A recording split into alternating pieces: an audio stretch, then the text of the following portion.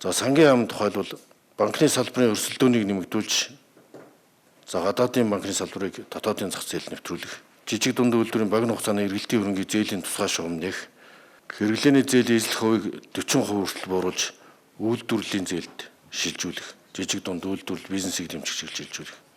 За аймагуудын төсвийн зохицуултын дээд хязгаарыг уян хатан болгож, аймагуд бие дааж зардал хэмнэх түүнийгээ үр ашигтай зарцуулах боломжийг олгох. Орон нутагт шилжин сурагчдын хүн амын орлогын албан татварыг 15 сая хүртэл чөлөөлөх.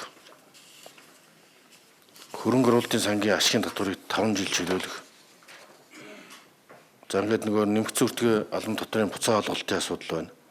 Татвар нийгмийн даатгалын хоригдлогцсон үрийг 12-аас 24 сарын шаталтаа торгуулгын төлөх журам, нийгмийн даатгалын сангийн реформ хийх асуудлыг энэ баялагын сангийн реформтой уялдуур шийдвэрлэх. Төрийн худалдаа авалтын тодорхой хувийг жижиг дунд үйлдвэрлэлд хуваарлж, тендерийн багцыг задлах.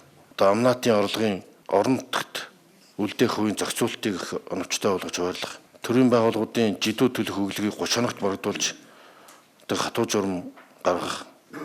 Туслан гүйцэтгэгчдийн төлбөрийн хугацаа гэрээнд заавал тусгаж хяналтын механизм бий болгох. Энэ дотор бол төсөв мөнгө зарахгүйгээр хийх ажил, хялбаршуулах маш олон ажил байгаа. 134 ажил.